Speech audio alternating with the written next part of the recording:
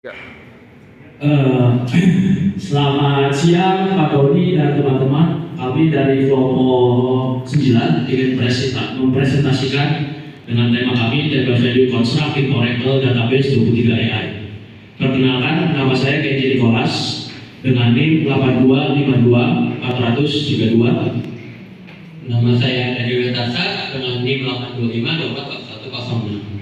Nama saya adalah Bertrand Mutiliboro dengan NIM 8252-40011. Oke, yang pertama yang ingin kami presentasikan adalah cara baru inefisiensi cara lama dari Oracle 23 AI fitur yang baru. Next. Oke, di sini ada inefisiensi contoh dari cara yang lama. Bayangin ketika kita masukkan data insert into user ID, name, email, value 1john@gmail.com. Nah, untuk versi yang lamanya, inefisiensi cara lama, kita harus membuat query seperti ini sebanyak 5 kali dan kita harus mengisinya dengan value yang berbeda-beda, sehingga cara ini sangat tidak efisien dan memakan waktu yang lumayan lama dan agak merepotkan ya. Jadi next. Nah, pada sini ternyata query yang kita ketik dengan efisiensi cara yang lama itu ada sedikit typo. Nah, dari baris pertama kita lihat di sini insert into user ID, name, email, value 1john@gmail.com itu benar. Query ini dapat dieksekusi. Nah, untuk bagian query keduanya insert user ID, name, email, value. Nah, dari baris ini query sudah tidak dapat tereksekusi sampai ke bawah karena terdapat typo, sehingga query akan berhenti sampai di baris kedua. Dengan cara lama ini jadi error prompt itu kita harus sangat teliti. Kita bayangkan ini saja 5, jika ada 10 bahkan 100, bagaimana cara kita melihatnya? Misalkan di sini usernya hilang nih di tengah-tengah di baris ketiga query, bagaimana cara kita carinya di 100 tabel? Pusing kan? Kalau misalnya ada 75, error di 75 atau 83, mutak-matik lagi, itu masih 100. Coba kalau 1.000.000, modal aja.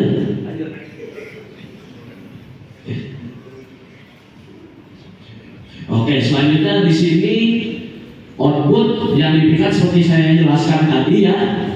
Jika emang yang query yang benar itu ada di query pertama dan query kedua tidak benar, maka yang tereksekusi adalah query pertama. Selanjutnya tidak akan tereksekusi seperti yang ada di sini. Contohnya ID, name, email, john@gmail.com yang bawahnya tidak tereksekusi. Jadi percuma kita buat banyak-banyak sampai 100. Kalau misalkan di 23 error, percuma dong. Yang masuk cuma 23. Sisanya kemana? Hilang di dalam zaman. Lanjut. Oke, kita lanjut ke error yang terakhir, ada inefisien atau inefisienan. Jadi di slide ini tuh gambarin ilustrasi gimana antara app server dengan database server. Kita ambil perumpamannya, app server itu adalah kita sebagai mahasiswa dan database server itu adalah dosen. Jadi dulu tuh kalau kita mau insert data ke database server, kita misalnya kita sebagai mahasiswa, kita harus menunggu respon dari si dosen dalam respon dari dosen sih. Oke, lalu berikutnya berulang-ulang juga begitu. Contohnya di sini kita masukin 3 data. Jadi sebenarnya apa yang terjadi? Jadi dengan adanya 3 data yang dimasukin secara satu persatu, kita membutuhkan 3 kali waktu dan 3 kali proses. Bayangin misalnya kita ada 100 data, kita juga butuh 100 kali waktu, 100 kali proses yang tidak efisien tentunya. Next. Oke, kita rangkumin 4 masalah utamanya. Pertama ada repetitif atau data yang berulang-ulang. Misalnya datanya itu bisa jadi sampah, bisa jadi nggak terawat lah. Lalu error prone itu adalah yang tadi sudah dijelaskan, adalah kebanyakan typo karena datanya itu satu-satu masukinnya. Lalu inefisien, tidak keefisienan data, kita masukin data juga satu-satu, rawan juga typo. Next. Di sekarang Oracle 23 AI menyediakan solusi bagi 4 masalah tadi, yaitu dengan nama revolusi dalam satu statement. Kenapa disebut revolusi? Revolusi karena kita merubah cara kita berpikir dalam menginsert data ke database. Nah, dari yang dulu seperti ini, data-data perbandingannya insert into user ID dan email values john@gmail.com yang dimasukin secara satu persatu menjadi seperti ini. Insert into user ID dan email values dengan menambahkan hanya dengan koma sebanyak yang peak values yang kita insert yang kita inginkan. Next. Jadi sekarang aturannya itu outputnya ini sebenarnya bisa dikatakan berhasil atau gagal. Karena dengan efisien data, outputnya ini sudah dibilang berhasil.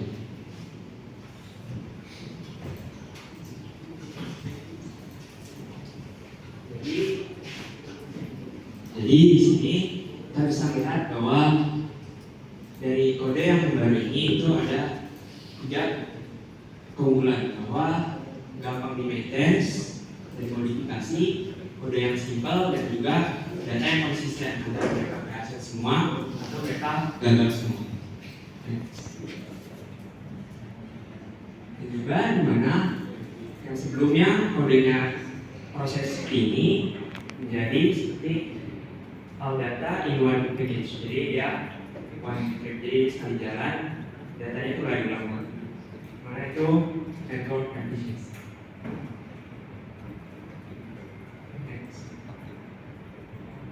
Karena kita mempunyai 4 keunggulan utama, yaitu maintenance, yaitu gampang dimodifikasi, lalu kode yang simpel, data yang konsisten, serta single one package sekali jalan.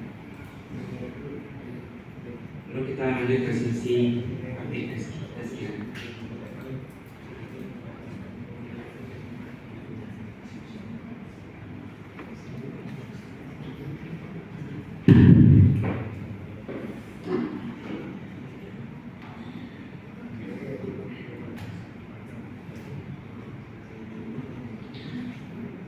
Oke, untuk selanjutnya kita akan ini ya, demo program. Pertama dari sini query, ketika kita sudah membuat table kita harus drop dulu ya. Kebetulan sudah saya drop sebelum maju tadi. Jadi di sini kita lanjut saja. Kita membuat table departemen dengan table values kontrak yang baru, yaitu dengan mempersingkatnya jadi create table departemen dep ID nomor 4 primary key, dep ID name dengan varchar 38 not null dan last update by varchar 30. Kita langsung saja. Oke, table sudah tercreate ya. Nah, untuk contoh di bawah ini dengan cara lama ya, dengan data awal dari untuk tabel departemen kita. Langsung saja kita masukin datanya.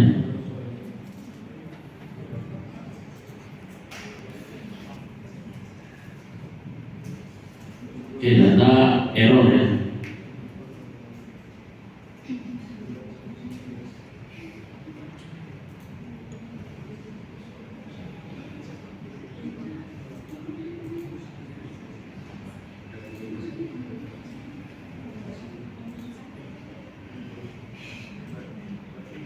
Oke, berhasil, row sudah dibuat. Kita lakukan lagi untuk bawahnya.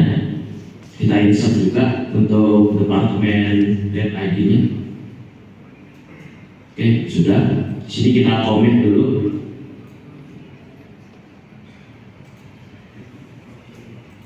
Oke, sudah berhasil ya. Oke.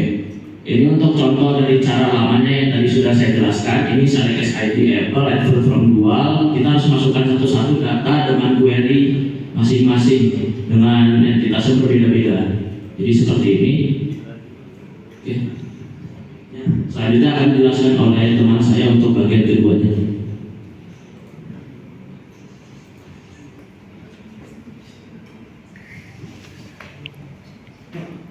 Selanjutnya kita akan mengetik query dari tujuannya itu melakukan hal yang sama persis dengan divisi atau value constructor.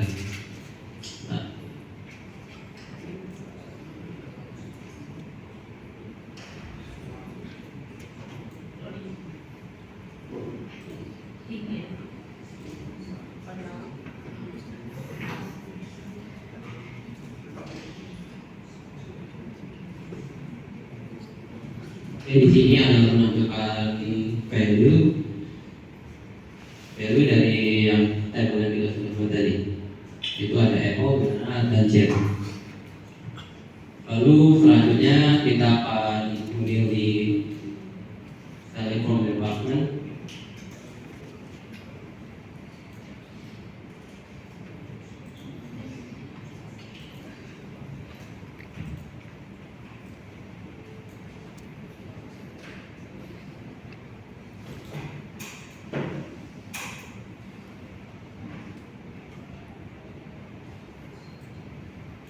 Ini menentukan isi dari table department yang diorder oleh departemen ID.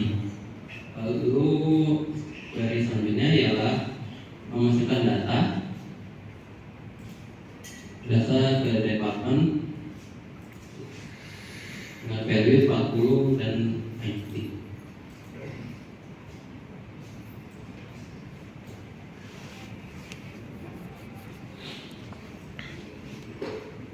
Oke, ini sudah terisi one profit. Lalu kita commit untuk menyimpan secara permanen.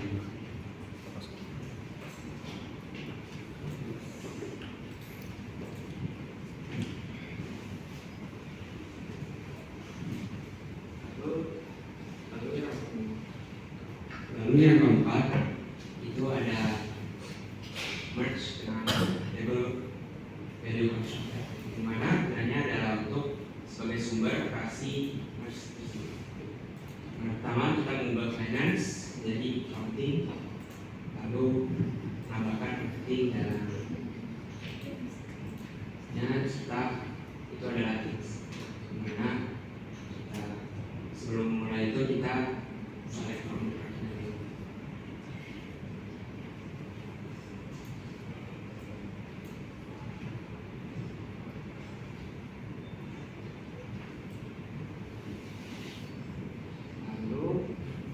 Lalu kita merge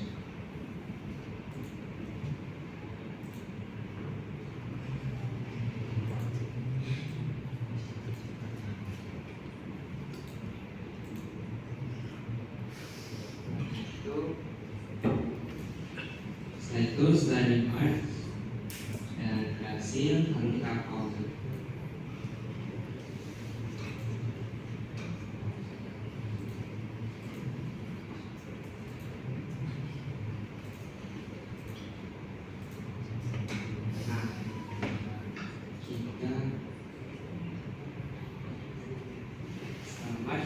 Kita cek lagi di dalam departemennya.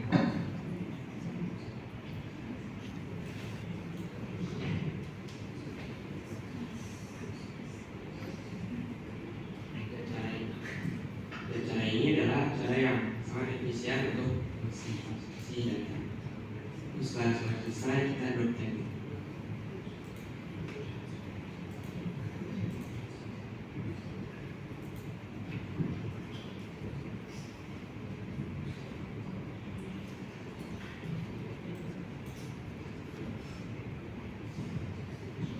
Oke, mungkin presentasi dari kelompok kami cukup sekian. Sekian dari kami, terima kasih Pak Tony dan teman-teman. Ada satu pantun sebelum menutup. Jalan-jalan ke Kota Padang, cakep. Jangan lupa beli rendang, cakep. Selamat siang semuanya. Terima kasih telah menyaksikan presentasi kami.